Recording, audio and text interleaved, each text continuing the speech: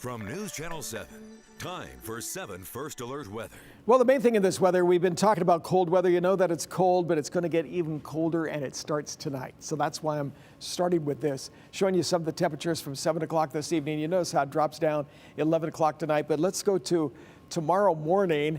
We're looking at temperatures down around 17 degrees. Now, we've talked about some of the light winds around the area, and let me show you this graph. For tomorrow morning, your winds could be anywhere from 5 to 8 miles an hour.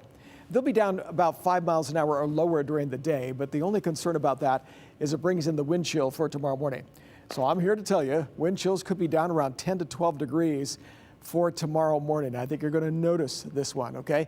So we're cold here, but if you look across the country, they're getting snow, and here's a storm that's from North Dakota, and it's involved, and even down here into Washington, D.C. along the East Coast, as you see this starting to push in. Now, there's going to be many areas with over 6 to 10 inches of snow in some of these spots. But here's the important thing. From Boston all the way down to Washington, D.C., there could be freezing rain tonight throughout all those corridors. Yeah, all those freeways, throughout all of those areas there. So we're hoping things don't look too bad for tomorrow morning when that comes in. Now, when we're looking at, of course, the West Coast, you'll see kind of a position here of basically the doldrums. Nothing really happening here over the northwest. High pressure is entrenched, so you're looking out at this storm that's coming up here toward the Aleutians, and then you notice how it starts working its way down here through British Columbia. Very cold air here in Canada. There's not a lot of moisture in it, but there's a little bit of snow that's going to move down into Montana. It'll be very slow in setting up. But also out along the west coast, it's getting a little bit of push here from the west, which will bring that down towards Seattle, where they could have some rain or snow, possibly the first part of next week.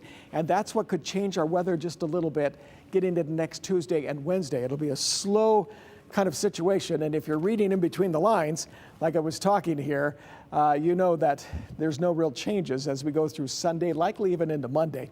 We could be looking at 7 days of some just really cold, brutal weather. So because of this, protect yourself, okay?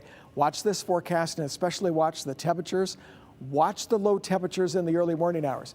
As you look at Twin Falls and you look at Burley, there's those lows down in the teens. Highs tomorrow, just above 20, 25 for Sun Valley, 22 degrees for Haley. Here's Stanley with 5 degrees for their low tonight. Now in McCall, it is above zero, but they're only just a few degrees above zero, and highs in the mountains are in the mid-20s. Down here in the valley, very little change. As you see, Ontario with 27, 28 degrees for Nampa, but look at the low temperature in Nampa tomorrow morning, down to 14 degrees. Now, when you look here for Boise, there's a 27, so this is like the fourth day where the temperature has a high below freezing. You see that for tomorrow. It holds on into Saturday, Sunday, and Monday. And I was showing you on that satellite picture all the changes, the motion that's coming in. That's Tuesday, Wednesday, and Thursday.